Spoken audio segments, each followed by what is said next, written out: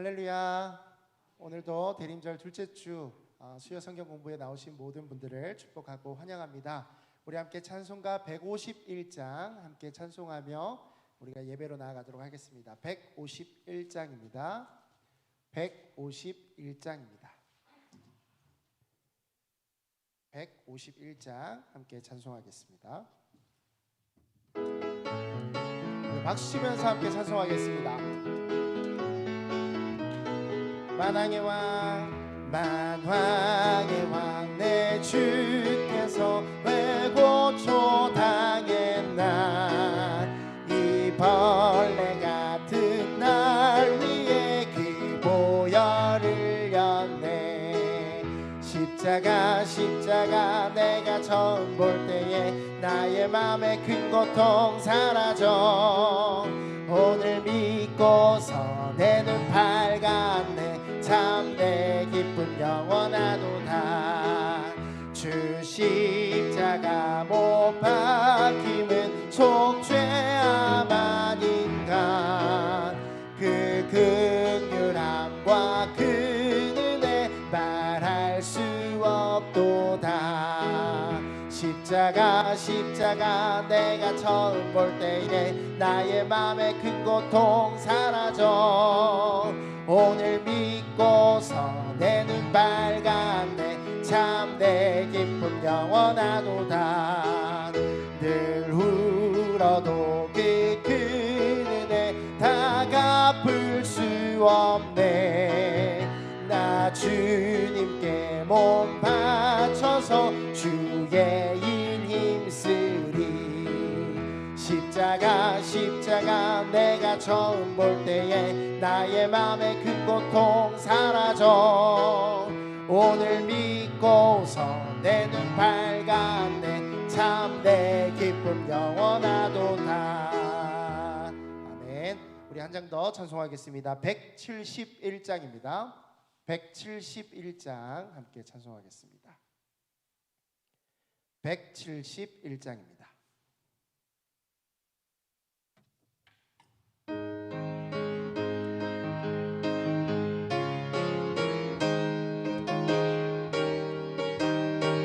하나님의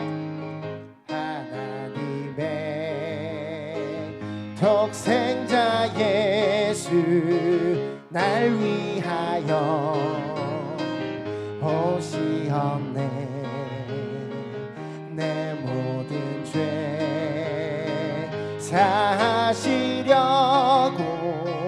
십자가 지셨으나 다시 사셨네. 살아계신 주 나의 참된 소망. 두려움이 사라지네. 사랑의 주 내 갈 길 인도하니. 내 모든 삶의 기쁨 늘 충만하네. 주 안에서 거듭난 우리 기뻐하며 찬양하리. 가슴 속에 넘치는 확신. 우리의 가는 길에 소망 넘치네. 살아계신 주 나의 참된 소망. 두려움이 사라지네. 사랑의 주 내 갈 길 인도하니. 내 모든 삶의 기쁨 늘 3절입니다. 선한 싸움 다 마친 후에. 선한 싸움 다 마친 후에 우리 주님 배우리라.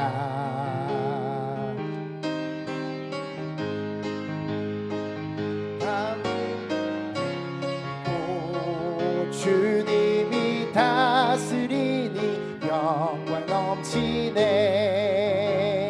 살아계 살아계신 주 나의 참된 소망 두려움이 사라지네.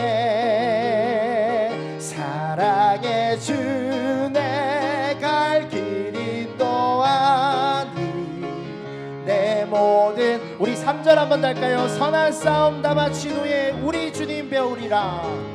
선한 싸움 다 마친 후에 우리 주님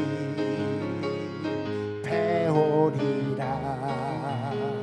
사망 원세 다 물리치고 주님이 다스리니 영광 넘치네. 살아계신 주 나의 참된 소망 두려움이 사라지네. 사랑의 주 내 갈 길 인도하니 내 모든 살아계신 주 나의 참된 소망. 살아계신 주 나의 참된 소망 두려움이 사라지네. 사랑의 주 내 갈 길 인도하니 내 모든 삶의 기쁨 늘 충만하네.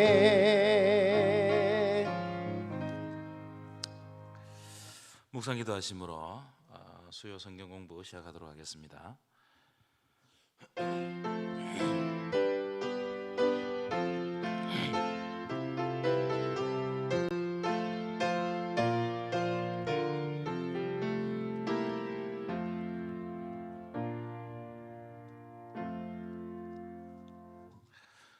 인생의 생사화복을 주관하시는 하나님 아버지, 감사를 드립니다. 오늘도 사랑하는 백성들에게 말씀을 주시고자 오늘 이 자리로 불러주심을 진심으로 감사를 드립니다. 하나님 아버지, 우리가 하나님의 말씀을 듣고 순종하게 하시고 그 말씀이 우리의 삶의 이정표가 되고 하나님 바라보고 살아갈 수 있도록 하나님께서 말씀하여 주옵소서. 오늘의 모든 시간을 주님께 부탁드리오며 예수님의 이름으로 기도드리옵나이다. 아멘. 찬송가 383장입니다. 383장.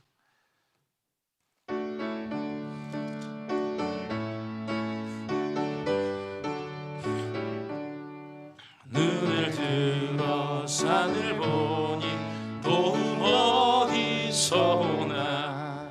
천지 지은 주 하나님 나를 도와주시네.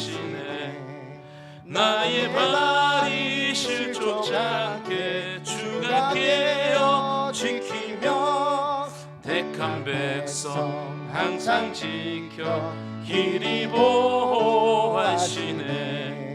도우시는 하나님이 내게 그늘 되시니 낮의 해와 밤의 달이 너를 상치 않겠네. 내게 화를 주지 않고 오늘 보호하시며 너의 주님 지금부터 영영 인도하시니.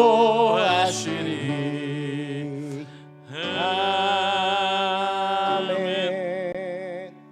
이 시간에 우리가 한번 통성으로 기도하기를 원하는데요.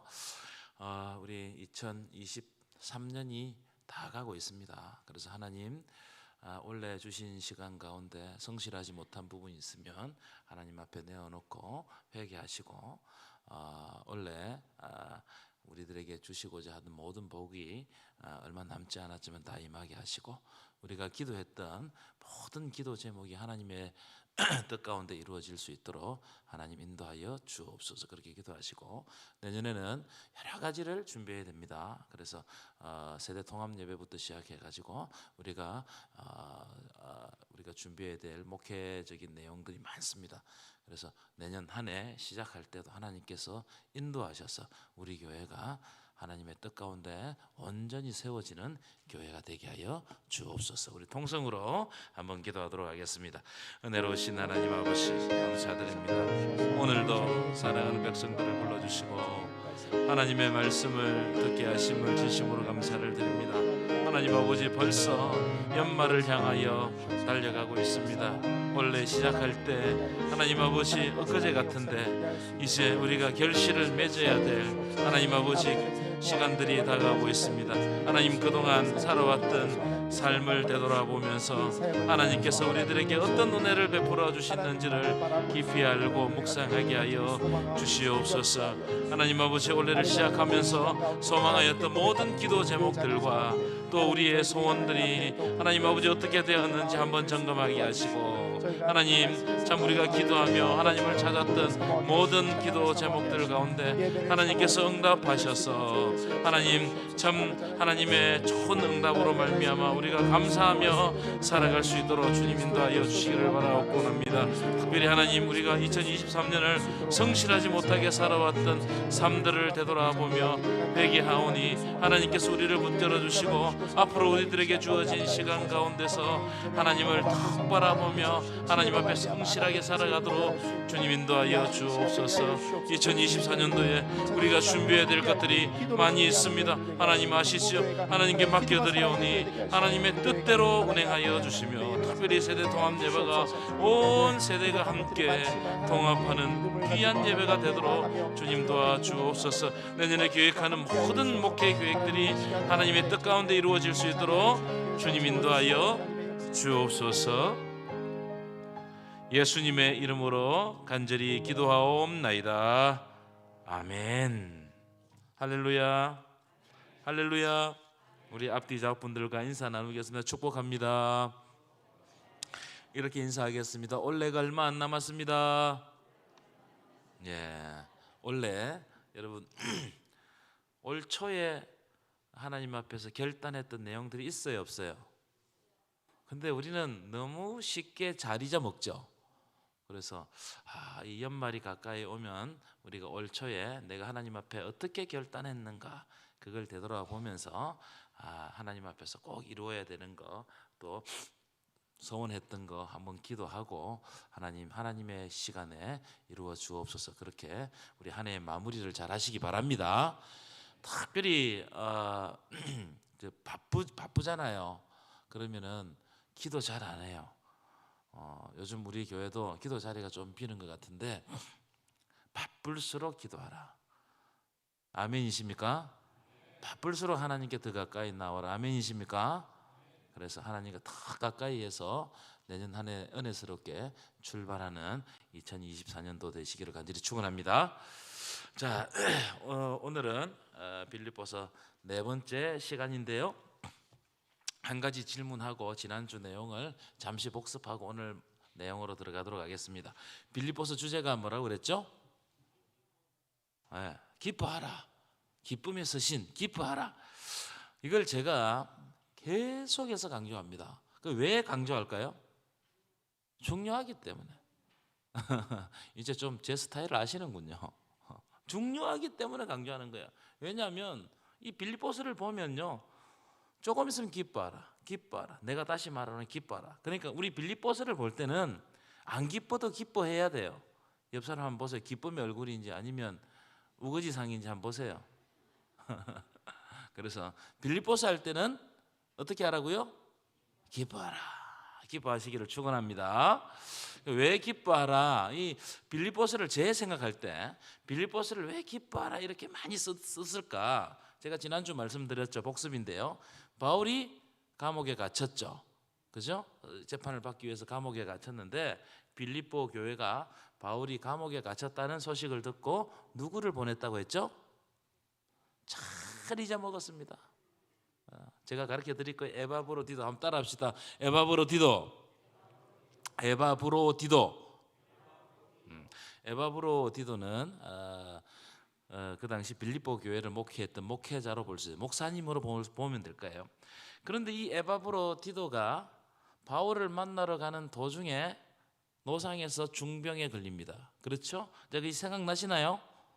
그래서 에바브로티도가 자기가 병들었음으로 말미암아 근심했어요. 아, 빌립보 교회가 나 때문에 시험 될 텐데, 이런 생각을 하면서 근심을 했습니다. 또 빌립보 교회도 에바브로티도가 병든지 알았어요. 그러니까 빌립보 교회가 근심하겠어요? 안 근심 안 하겠어요? 지금처럼 목회자가 많을 때는 괜찮겠지만 옛날에 2000년 전에는 목회자가 없잖아요. 한 사람이 그렇게 객사한다는 것은 어마어마한 충격입니다. 그래서 빌립보 교회가 참 근심했습니다. 또 누구도 근심했다고 그랬다고요? 사도 바울도 근심했어요. 에바브로티도가 심중병에 걸렸다는 소식을 듣고 사도 바울도 근심하고 또 빌립보 교회도 근심하고, 그래서 그 근심하는 것을 알고 또 근심하고, 막 근심하는 것이 전념이 되는 겁니다. 그렇죠? 그런데 자, 2장 성경을 보십시오. 2장 27절에 보면 이렇게 되어 있어요. 그가 병들어 죽게 되었으나, 이 그가가 누구요? 에바브로티도가 병들어 죽게 되었으나 하나님이 그를 어떻게 여기셨고? 긍휼히 여기셨고. 긍휼히 여기셨단 말이 무슨 말이에요? 고쳐주셨단 말이에요. 하나님께서 고쳐주셨다. 그 다음에 쭉 뒤에 보면은 내 근심 위에 근심을 면하게 하셨느니라. 그래서 그것 때문에 너무나 다 근심했는데 그 근심을 면하게 하시고 뭘 주셨다고요? 기쁨을 주셨다. 그래서 기뻐하라, 기뻐하라. 그래서 사도 바울이 아마 깨달은 것 같아요. 사람의 눈에는 근심거리인 줄 모르나, 그러나 근심하지 말라는 겁니다. 우리 눈에 보일 때는, 이렇게 볼 때는 근심거리지만, 하지만 하나님이 미래의 어느 순간 그 근심을 기쁨으로 바꾸어 버리시면 그게 무슨 제목이 된다고요? 감사의 제목이 된다. 아멘이십니까? 지금 이 이야기를 하는 겁니다. 왜냐하면 우리는 우리의 미래를 알 수 있습니까? 없습니까? 알 수 있는 사람 손 들어보세요. 그럼 여기 앉아 있을 사람 아무도 없을걸요? 우리는 우리의 미래를 알 수 없지만 미래를 열어가시고 최종적인 결과를 주시는 분은 누구시라고요? 하나님이시다. 하나님이 우리에게 결과를 주신다. 이것을 믿는다면 하나님은 우리들에게 좋은 것을 주실 줄 믿습니다. 그래서 우리의 결론은 뭐예요? 기쁨이에요. 기쁨이란 말이에요. 그런데 여기만 이렇게 보면은 기쁨이 없어요. 우리 눈이 한계죠. 우리 인간의 한계죠. 근심이 있고 걱정이 있어요. 그런데 어떻게 하라고요? 하나님께서 주실 기쁨을 내 마음에 담고 하나님을 기대하면 우리가 이 근심을 이겨낼 수 있다 이 말이에요. 여러분, 우리에게 근심이 있습니까? 없습니까? 보니까 얼굴 보니까 다 근심이 있는 것 같아요. 그런데 근심이 있지만 그 근심으로 말미암아 우리가 죽지 않는다. 왜냐하면 예수께서 십자가의 보혈로 십자가로 죽으시고 무엇의 영광으로 살아나셨어요? 부활의 영광으로 살아난 것처럼 우리의 모든 신앙생활하는 모든 분들도 지금은 근심이 있지만 하나님께서 상황을 바꾸어 주실 하나님을 기대할 때 우리에게 희망이 있다. 아멘이십니까? 이 이야기를 하는 거예요. 이 이야기를. 이것만 알아도 빌립보서를 거의 대부분 다 아는 겁니다. 자, 이제 3장으로 한번 넘어가 보실까요? 띄워주십시오. 3장. 반복되는 내용은 간단하게 하고요. 새로운 내용을 중심으로 여러분들과 말씀을 나누고자 합니다. 자, 빌립보서 3장 첫 번째 주제가 뭐예요? 또 나오죠. 뭐죠? 주 안에서 기뻐하라. 그러니까 우리 1장, 2장 기뻐 계속 했죠. 또 3장에 기뻐하라. 자, 3장 1절 읽어보겠습니다. 시작. 끝으로 나의 형제들아, 주 안에서 기뻐하라. 너희에게 같은 말을 쓰는 것이 내게는 수고로움이 없고 너희에게는 안전하니라. 사도 바울이 참 재밌는 이야기를 해요. 왜냐하면 자기도 기뻐하라 기뻐하라 이걸 많이 반복했다는 걸 아는 거예요. 그러면서 이 끝으로 이제 결론적으로 이런 말입니다. 결론적으로 나의 형제들아 주 안에서 기뻐하라 이러면서 하는 말이 너희에게 똑같은 말, 앞에서 기뻐하라 기뻐하라 기뻐하는데 똑같은 말을 쓰는 것이 나는 수고롭지 않다는 거예요. 나는 수고롭지 않다. 하지만 너희에게는 안전하다는 거예요. 이게 너희들이 왜 자꾸 내가 기뻐하는 것을 반복하느냐? 그런데 내가 이걸 쓰는 것은 손 아프지 않고 입 아프지 않다. 내가 이렇게 반복하는 것은 너희를 안전하게 하기 위함이라는 거예요. 그래서 기뻐하는 것이 그만큼 중요하다는 거예요. 기뻐하는 것이. 여러분, 주 안에서 기뻐하시기를 축원합니다. 우리가 기뻐하는 것은 쾌락적인 기쁨이 아니요, 세상에 뭔가를 많이 얻었다고 기쁜 게 아니에요. 내가 주 안에 있으므로, 내가 생명 안에 있으므로 기뻐하는 겁니다. 아멘이십니까? 이 기쁨을 아무도 빼앗아갈 수 없어요. 위험이나 적신이나 칼이나 아무것도 우리를 하나님의 사랑에서 끊을 수 없느니라. 자, 이제 두 번째 주제. 첫 번째 주제는 우리가 계속 해왔으니까요, 바로 넘어가겠습니다. 두 번째 주제. 이 부분은 조금 설명이 필요해요. 두 번째 주제, 할례파를 경계하라. 이런 할례파. 할례파가 뭡니까, 여러분? 옛날 성경에는 손할례당이라고 그랬는데, 이 바울 선교에 가장 걸림돌이면서 바울을 가장 괴롭혔던 사람들이 할례파였습니다. 그런데 바울이 가는 곳마다 따라가면서, 바울이 여기에 교회를 개척해 놓으면 따라가서 괴롭히는 거예요. 그리고 뭐라고 괴롭히느냐? 바울은 사도도 아니고 바울이 전한 복음은 정통이 아니다, 이러면서 바울이 전한 복음을 다른 복음으로 만들어 버리는 거예요. 그래서 사람들이 미혹되겠어요, 안 미혹되겠어요? 많은 사람들이 할례파에 미혹됐어요. 그러니까 미혹이 안 됐으면, 유혹을 안 받았으면 이런 얘기를 쓸 필요가 없겠죠. 그러니까 많은 사람들이 다 할례파들이 와가지고 막 이렇게 사도 바울의 복음을 흩어져 버리는 바람에 사람들이 많이 미혹됐단 말이에요. 자, 할례파가 주장하는 것은 아주 간단해요. 뭐냐면은 할례를 받아야 구원을 받는다는 거예요. 할례를 받아야. 쉽게 이야기하면 율법주의자들입니다. 할례를 받아야 구원을 받는다. 할례를 받는다는 말은 유대인이 된단 말이거든요. 유대인이 되고 예수를 믿어야 구원받지, 할례를 안 받고 유대인이 아니면서 구원을 받지 못한다는 거예요. 왜냐하면 유대인이 선민이기 때문에. 유대인만 구원받는다는 말이에요.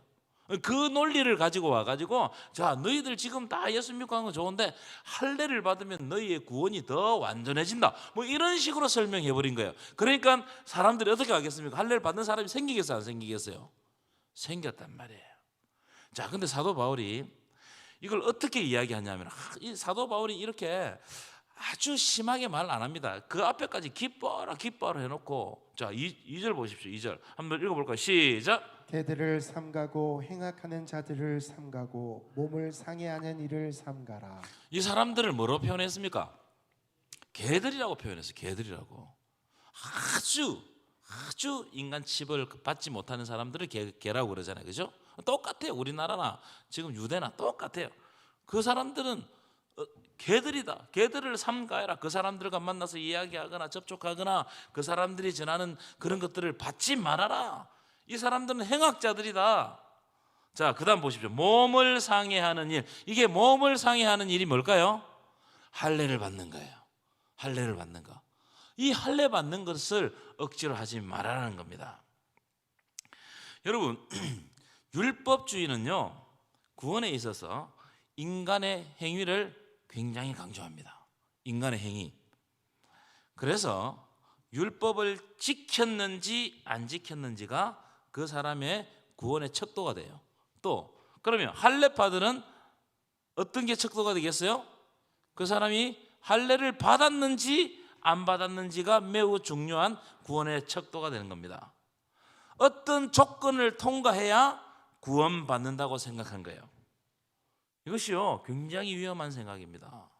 그래서 조건과 어떤 이런 것을, 이걸 지키지 않으면 구원받지 못한다고 생각해요. 예수님 시대의 바리새인들처럼 똑같아요. 그런데 여러분, 기독교의 구원은 내가 무엇을 해서 구원받는 게 아니에요. 이거 잘 아셔야 됩니다. 이를테면 내가 헌금을 많이 해서, 새벽기도 나와서, 또는 교회 봉사를 많이 해서 구원받는 것이 절대로 아닙니다. 이런 것을 행하고 구원받는 것하고는, 기독교 구원하고는 전혀 상관이 없어요. 구원은 여러분 한번 따라합시다. 하나님의 행동이다. 구원은 하나님이 주시는 거예요. 믿으십니까? 하나님의 결정이고 하나님의 주권이고 하나님의 은혜의 사건이고, 이 구원에 있어서 인간이 개입할 아무런 여지가 없어요. 여러분, 우리는 철저하게 타락했습니다. 우리에게 있어서 구원받을 만한 어떤 조건이 하나도 없어요. 그래서 우리는 가만두면 죄를 지어요. 죄성이 안에서 발동하기 때문에 그래요. 그래서 그것을 보여주는 것이 우리가 죽는다는 겁니다. 죄가 발동하면 우리에게 죽음을 가져줘요. 여러분 여기에서 영원히 살 사람이 있습니까? 손 들어보세요. 영원히 살 사람. 영원히 사는 사람은 죄가 없어요. 왜냐하면 죽음의 병에 걸리지 않았기 때문에 그래요. 죄가 역사하지 않기 때문에 그 사람은 영원히 살 수 있어요. 그런데 모든 인류는 다 죽었습니다. 왜냐하면 죽음의 병에 걸렸단 말이에요. 이것은 내 스스로 구원받지 못한다는 것을 딱 보여주는 겁니다. 그러면 누구에 의해서 구원받는다는 거예요? 하나님이 일방적으로 주시는 그 은혜에 의해서 구원받는 거예요. 그러면 목사님 나는 왜 구원받고 저 사람은 왜 구원받지 왜 못 받았습니까? 모르겠어요. 난 그 설명을 못 하겠어요. 하나님의 주권이고 하나님의 결정이에요. 그걸 인간의 생각으로 저 사람은 왜 구원받고 나는 왜 나는 예수 안에 있고 저 사람은 예수 안에 없습니까? 그걸 설명하려면 제가 이성적으로 합리적으로 설명할 수가 없어요. 왜냐하면 그것은 하나님의 영역이에요. 아멘이십니까? 그래서 이 질문을 칼뱅의 제자들이 칼뱅에게 똑같이 질문했습니다. 선생님, 저 사람은 저기에 있는 사람은 구원받지 못하고 왜 우리는 구원받았습니까? 그때 칼뱅이 뭐라고 했냐면은 아주 화를 내면서 네가 지금 구원받은 것에 감사해라 이러면서 굉장히 화를 냈어요. 그런 쓸데없는 논쟁하지 말아요. 그는 왜냐하면 하나님에 의해서 결정되는 거다. 그래서 여러분 기독교의 모든 진리 체계는 인간으로부터 시작하지 않아요. 내가 뭘 했기 때문에 이런 게 아닙니다. 내가 뭘 했기 때문에 구원받고 이런 게 아니고 기독교의 모든 진리 체계는 하나님으로부터 출발합니다. 하나님이 말씀하시고 인간은 그 말씀에 순종하는 겁니다. 아멘이십니까? 예수님이 이 땅 가운데로 오시는 거예요. 아멘이십니까? 예, 그런 겁니다. 그러면 우리는 어떻게 하느냐? 우리는 반응하는 거예요. 영접하는 거예요. 이게 우리가 할 일입니다. 오직 위로부터 오는 은혜에 의해서 생명이 유지되는 것. 그래서 오늘도 여러분들에게 하나님이 여러분들에게 생명 주신 줄 믿습니다. 자, 이제 3절 보시고 3절 읽어볼까요? 시작. 하나님의 성령으로 봉사하며 그리스도 예수로 자랑하고 육체를 신뢰하지 아니하는 우리가 곧 할례파라. 왜 사도 바울이 이런 이야기를 하느냐? 할례파들은 자기를 자랑해요. 뭘 자랑? 나는 내 몸에 할례를 받아 자기 몸을 자랑해요. 그래서 자기가 할례 받은 자기 몸이 어떤 몸이라고요? 신령한 몸이라고 자랑한단 말이에요. 그래서 사도 바울이 일부러 이런 이야기를 합니다. 하나님의 성령으로 봉사하는 것이 만약에 자랑할 것이 있으면 누구를 자랑하라고요? 예수 그리스도를 자랑하라는 겁니다. 여러분, 우리가 하나님의 은혜로 말미암아 구원받아서 하나님을 섬기는 것입니다. 믿으십니까? 우리가 섬기기 때문에 하나님께서 구원해 주시는 게 아니에요. 우리는 그 구원의 은혜가 너무나 크기 때문에 그게 반응하는 거예요. 응답하는 거예요. 이게 우리의 섬김으로 나타나는 겁니다. 그렇기 때문에 우리는 우리의 행위 자체를 자랑할 수가 없어요. 왜냐하면 구원에 있어서 내가 기여한 것이 아무것도 없기 때문에. 그래서 우리가 자랑하려면 누구를 자랑하라고요? 예수를 자랑하라. 예수를 자랑하라. 사도 바울은 이런 이야기를 해요. 할례는 마음에 할지니. 할례는 어디 하라고요? 마음에 해야 돼요. 신명기 10장 16절에도 보면 그러므로 너희는 마음의 할례를 행하고 목을 곧게 하지 말라. 어디에 할례를 행하라고요? 여러분, 하나님이 할례를 주신 것은 우리가 하나님의 백성인 것을 확인하고 내가 하나님의 백성임을 날마다 결단하면서 하나님 앞에 나아가라는 거예요. 이걸 위해서 할례를 주신 것이 할례 자체가 조건이 되지 못한다는 겁니다. 자, 그 4절 읽어볼까요? 4절. 죄송합니다. 4절입니다. 시작. 그러나 나도 육체를 신뢰할 만하여 만일 누구든지 다른 이가 육체를 신뢰할 것이 있는 줄로 생각하면 나는 더욱 그러하리라. 사도 바울도 육체적으로 너희들이 할례 받았냐? 할례를 자랑하냐? 나도 육체를 자랑할 것 같다면 자랑할 것이 한 개 두 개가 아니다 이 말이에요. 그런 이야기를 하면서 자 한번 5절 읽어보겠습니다. 시작. 나는 8일 만에 할례를 받고 며칠 만에 할례를 받았다고요? 이건 정통 유대인이에요. 정통 유대인. 정통 유대인은 어디 세계 어디 있든지 간에 지금도 그래요. 난지 8일 만에 할례를 행합니다. 그리고 어떤 칼로? 진짜 지금도 유대에 가면 정통 유대인들은 차돌 칼이죠. 칼. 이게 그냥 칼로 하는 게 아니고 돌칼을 가지고 할례를 행한단 말이에요. 그 다음에 읽어볼까요? 이스라엘 족속 시작. 이스라엘 족속이요 베냐민 지파요 히브리인 중에 히브리인이요. 자, 이건 무슨 말이냐면은, 자, 이스라엘 지파요, 이스라엘 족속이요 베냐민 지파요 히브리인 중에 히브리인이다. 이 말은 이방인의 피가 섞이지 않았다는 거예요. 순수 혈통이다 이 말이에요. 사도 바울이 지금 이걸 지금 강조하는 겁니다. 나는 순수 혈통이다. 너희들이 그렇게 자랑하는 8일 만에 할례를 받았고 이방인의 피가 섞이지 않는 순수 혈통이다. 자, 그 다음에 율법으로는 시작. 율법으로는 바리새인이요. 여러분, 율법으로 바리새인이라는 이 말은 아주 특징적인 말입니다. 바리새인은 하나님의 율법을 1.1획이라도 지켜내려고 노력한 사람이에요. 어마어마한 사람입니다. 여러분, 우리하고 비교하면 우리가 그 진짜 따라가지도 못해요. 어마어마한 사람입니다. 그러니까 철저하게 율법을 지켰던 사람이에요. 뭘 지키는 데 있어서는 아주 뭐 이건 우리가 뭐 옆에 가지도 못할 만큼. 자, 그 다음에 6절입니다. 시작. 열심으로는 교회를 박해하고 율법의 의로는 흠이 없는 자라. 사도 바울 아시죠? 회심되기 전에는 뭘 했죠? 교회를 박해했던 사람이에요. 그러니까 완전히 골통 유대인이에요. 골통 유대인. 골통 유대인이었어요. 자, 그런데 사도 바울이 예수를 만납니다. 부활하신 예수를 만났어요. 그러고 난 다음에 사도 바울이 어떻게 변화됐나? 7절입니다. 시작. 그러나 무엇이든지 내게 유익하던 것을 내가 그리스도를 위하여 다 해로 여길 뿐더러. 세상적인 자랑, 세상적인 유익 이런 것들을 뭐로 여겼다고요? 다 해로운 것으로 여겼다는 거예요. 이것을 자랑하지 않았다 이 말이에요.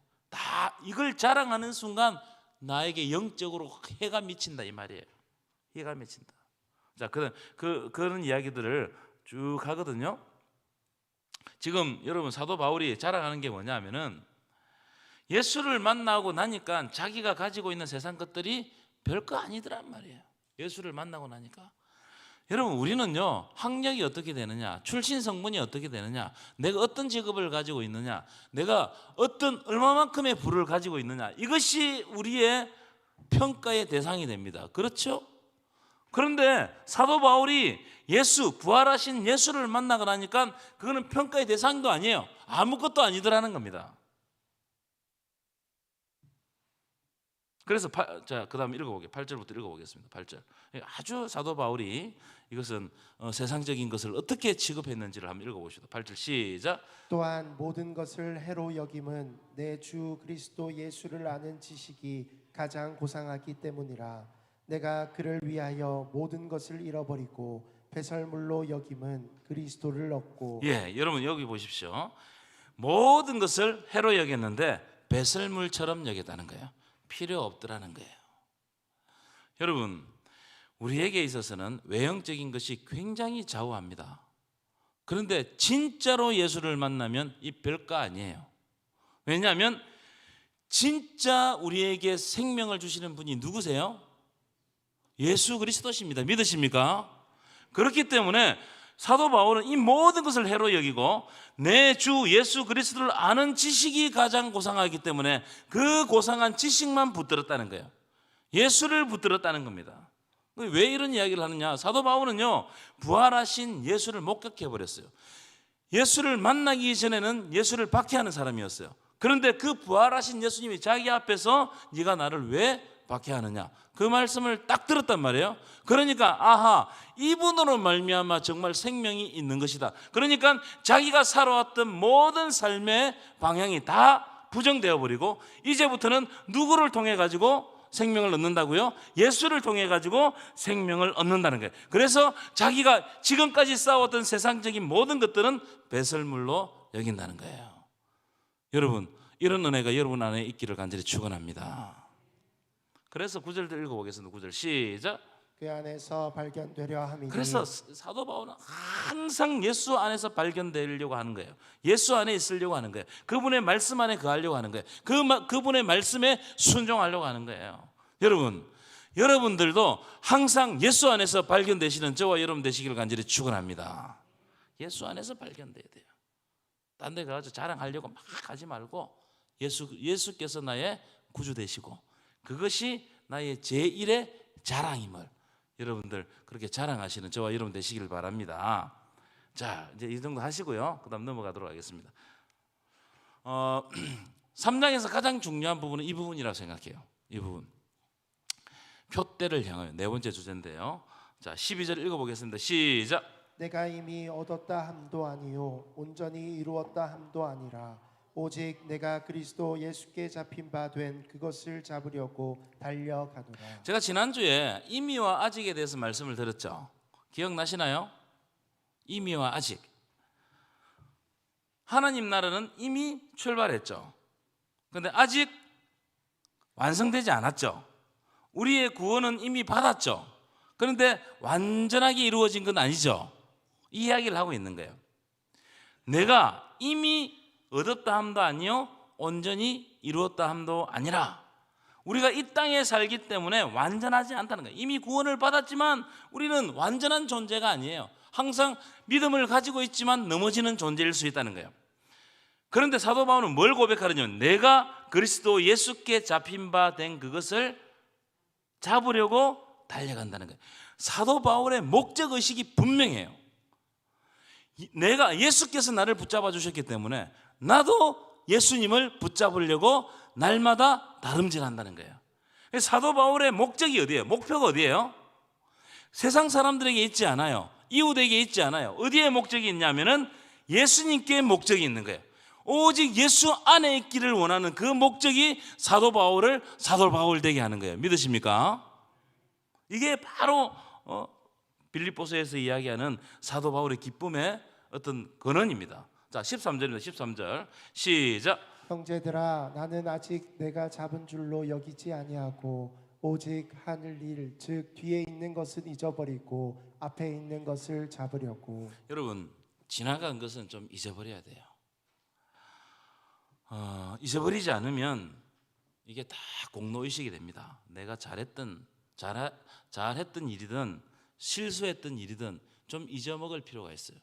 하나님은 잊어먹게 하십니다. 여러분 모든 기억을 다 하면 어떻게 했어요? 여러분 못 살걸요? 분하고 억울하고 이런 것들이 막 기억이 계속 되잖아요. 그러면 살지 못할 거예요. 하나님은 때때로 우리로 하여금 잊게 만드십니다.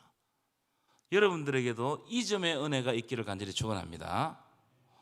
잊는 것은 굉장히 중요해요. 그런데 우리는 옛날에 한 일을 기억해요. 그리고 어떤 걸 기억하느냐 하면 내가 이렇게 해가지고 이걸 너무나 잘했다 이걸 기억하고 다른 사람들에게 자랑합니다. 그런 분들 많아요. 내가 청년 때 목사님 어떻게 했는지 아십니까? 그래서 제가 물어보고 싶어요. 지금은 예전에 과거를 너무나 선명하게 기억하기 때문에 앞에 있는 것을 잡으러 가지 못한단 말이에요. 여러분 우리는 천국 갈 때까지 다름질하는 사람들입니다. 믿으십니까? 우리의 다름질이 여기서 스톱하면 안 된단 말이에요. 그런데 많은 사람들은 내가 옛날에 이만큼 해가지고 이만큼 했기 때문에 내가 너무나 잘했기 때문에 지금은 하지 않겠다. 그건 하나님 앞에서 불충입니다. 하나님의 백성들은 뒤에 있는 걸 잡는 게 아니에요. 어디에 있는 걸 잡는 거예요? 앞에 계시는 예수 그리스도를 따라가는 거예요. 예수 그리스도를 잡으려고 하는 겁니다. 믿으십니까? 그래서 어디를 향해 있는지를 여러분 잘 보세요. 신앙은 속도가 아니에요. 얼마나 빠르게 가는 게 아니에요. 신앙은 뭐라고요? 방향이에요. 내가 어디를 향해 있는가? 자꾸 사람을 향해 있으면 사람에 대해서 불만이 나올 수밖에 없어요. 시험 들 수밖에 없어요. 근데 내가 어디를 향해 있는가? 주님을 향해 있으면 옆에서 좌우에서 아무리 이야기해도 내가 내 방향이 주님께로 향해 있기 때문에 시험 들 필요도 없고 유혹에 빠질 필요도 없는 거예요. 그래서 14절 읽어보겠습니다. 시작. 표대를 향하여 그리스도 예수 안에서 하나님이 위에서 부르신 부름의 상을 위하여 달려가노라. 여러분의 표대는 어디에 있습니까? 여러분의 표대는 앞에 있습니까? 아니면 옆에 있습니까? 뒤에 있습니까?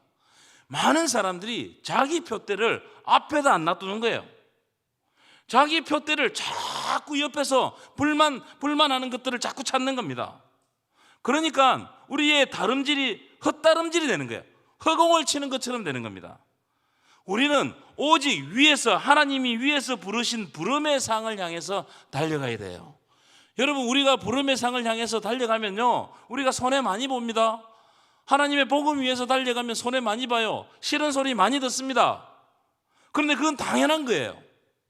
그건 당연한 겁니다. 왜냐하면 보물을 이 땅에 쌓지 않기 때문에 그래요. 보물을 하늘에 쌓는 사람은 우리의 공력이, 제가 이 이야기를 많이 하는데, 우리의 공력이 불탈 때, 하나님께서 불로 다 태워버리실 때 믿음으로 했던 것만 우리의 상급이 되는 거예요. 믿으십니까? 이걸 꼭 기억해야 돼요. 뒤를 돌아보지 마세요. 옆을 보지 마세요. 하나님께서 부르시는 표대를 향해서 앞을 보고 가십시오. 방향성을 상실하면요, 신앙생활 다 깨져버리는 거예요. 내가 어디를 향하여 방향성이 설정되어 있는가, 이건 굉장히 중요한 겁니다. 자, 그 다음에 5번째 주제 이름 한번 읽어볼까요? 시작. 저는 이런 부분에서 사도 바울이 참 부럽습니다. 어떻게 나를 본받으라고 할 수 있을까? 저는 그렇게 못하게 했거든요. 너무 부족하기 때문에. 나를 본받으라. 자, 17절 읽어보겠습니다. 시작. 형제들아, 너희는 함께 나를 본받으라. 그리고 너희가 우리를 본받은 것처럼 그와 같이 행하는 자들을 눈여겨보라. 사도 바울이 나를 본받으라, 이 말은요, 이 사도 바울의 공로를 본받으라는 말이 아닙니다. 이 빌립보서를 쭉 살펴보면 사도 바울이 나를 본받으라, 이 말은요, 내가 복음을 향해서 살아왔던 그 삶을 본받으라, 이 말이에요. 사도 바울이 지금 끊임없이 표대를 향해서 달려갔습니다. 그래서 감옥에 가서도, 지금 재판을 준비하면서도 사도 바울을 통해서 뭐가 선포됐다고요? 엄청난 복음의 역사들이 선포됐잖아요. 사도 바울은 복음을 향한 열정만큼은 다른 사람들에게 부끄럽지 않았던 것 같아요. 이건 우리가 배워야 될 대목이라고 생각합니다. 내 삶의 존재, 삶의 목표가 뭐냐? 내가 돈 벌고 잘 먹고 잘 살고 인간적으로 뭐 높임을 받고 이게 내 삶의 목표냐? 아니라는 거예요. 내가 직장 생활도 하고 가정 생활도 이루고 사회 생활도 하지만 그것은 오직 그리스도의 복음 위에서 사는 것이 사도 바울의 삶의 목적이었어요. 여러분, 이때 한번 되돌아보십시오. 나는 내 삶의 목적을 어디에 두고 있는가? 복음인가? 아니면 물질인가? 아니면 내 명예인가? 한번 잘 돌아봐야 됩니다. 복음 위하여 우리들에게 하나님께서 직장을 주셨어요. 아멘이십니까? 복음 위하여 우리들에게 하나님께서 가정 주셨습니다. 아멘이십니까? 이게 우리의 사명이라고요. 이걸 놓치면 안 돼요. 이걸 놓치는 순간 우리는 딴 짓을 하게 되어 있습니다. 복음이, 예수 그리스도의 복음이 우리의 삶의 목적이 되지 않으면 세상 사람하고 똑같이 살 수밖에 없어요. 그런데 그리스도인은 세상 사람들이 사는 방식하고 똑같이 살지만, 그러나 복음이 목적된 사람은 그 사람 삶이 달라요. 다릅니다. 그래서 사도 바울을 본받으시기를 축원합니다. 복음을 위해서 살아갔던 사도 바울, 나를 본받으라. 18절입니다. 시작. 내가 여러 번 너희에게 말하였거니와 이제도 눈물을 흘리며 말하노니 여러 사람들이 그리스도의 십자가의 원수로 행하느니라. 안타깝게도 빌립보 교회 안에는 그리스도의 십자가의 원수로 행하는 사람들이 많았어요. 이게 안타까운 일이죠. 그럼 그리스도의 십자가의 원수가 뭐냐? 첫 번째, 쾌락주의입니다. 세상 쾌락에 빠져가지고 복음을 복음되지 못하게 만드는 거예요. 하나님께 영광 돌리지 못하는 거예요. 자기 탐심이나 욕심에 빠져 있으면 복음이 드러날 수가 없습니다. 내가 아무리 좋은 생각을 가지고 있어도 내 마음에 탐욕이 가득 차 있으면 나를 통해서 복음은 절대로 안 드러납니다. 복음은 섞이지 않거든요.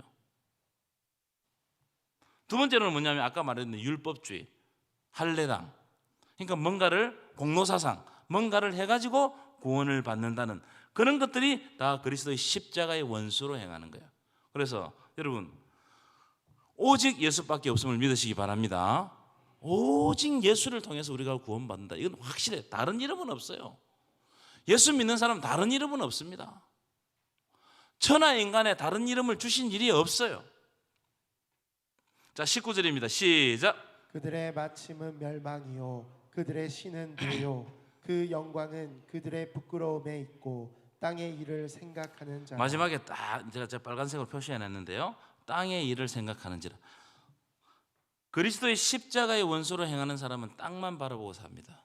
땅의 일을 행하는 거예요. 그게 단 줄 알아요. 그런데 복음 위에 살아가는 사람은 하늘의 일을 바라보고 하늘나라를 바라보고 이 땅에 살지만 이 땅에 속한 사람이 아니단 말이에요. 이 땅에 살지만 천국에 속한 백성이다. 여러분은 하나님이 하늘나라의 방식으로 여러분을 통치하고 계심을 믿으시기 바랍니다. 이게 우리 달라요. 그래서 마지막 주제 볼까요? 마지막 주제. 우리의 시민권은 어디에 있다고요? 네, 우리의 시민권은 하늘에 있어요. 하늘에. 읽어보 20절 21절 읽고 마치도록 하겠습니다. 시작. 그러나 우리의 시민권은 하늘에 있는지라 거기로부터 구원하는 자 곧 주 예수 그리스도를 기다리노니 그는 만물을 자기에게 복종하게 하실 수 있는 자의 역사로 우리의 낮은 몸을 자기 영광의 몸의 형체와 같이 변하게 하시리라. 아멘이십니까? 아멘. 예, 우리의 시민권은 하늘에 있어요. 여러분, 우리는 나그네 인생입니다. 이 땅이 우리의 최종 목적지가 아니에요. 다 갑니다. 여러분, 돈 들고 죽는 사람 아무도 없어요. 다 내려놓고 빈손으로 왔다가 적신으로 가는 것이 우리 인생입니다.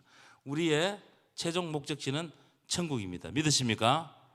우리는요, 우리의 최종 목적지가 천국이기 때문에 우리의 통치는 하나님의 통치를 받는 거예요. 이 땅에 살지만 하나님 나라의 백성으로서 살아가는 겁니다.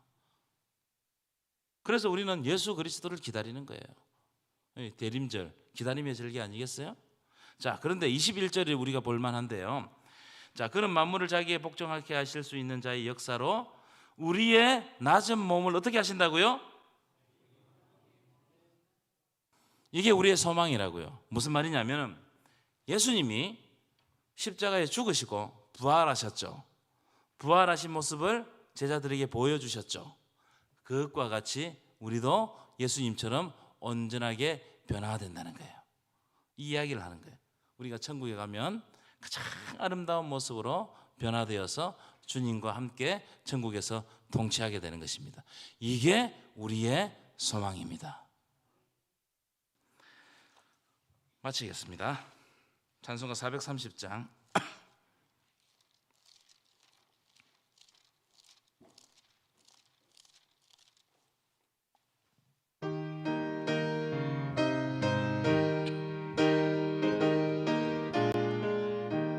주와 같이 길 가는 것 즐거운 일 아닌가.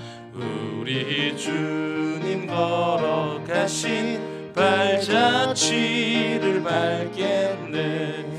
한 걸음 한 걸음 주 예수와 함께 날마다 우리 걸어가리. 어린아이 같은 우리 미련하고 약하나 주의 손에 이끌리어 생명길로 가겠네. 한 걸음 주 예수와 함께 날마다 우리 걸어가리.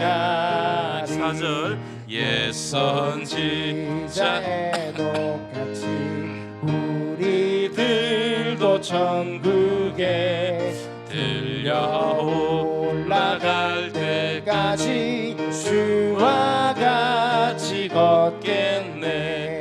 한 걸음 주 예수와 함께 날마다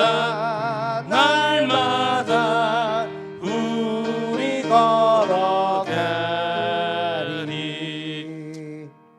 주 주 예수 그리스도의 은혜와 하나님 아버지의 크신 사랑하심과 성령의 교통하심이 오늘 말씀을 듣고 하늘의 시민으로서 하늘의 통치 받고 살아가기를 원하는 안동 동북의 모든 지체들과 그들의 삶 위에 이제부터 영원까지 함께 하옵시기를 간절히 축원하옵나이다.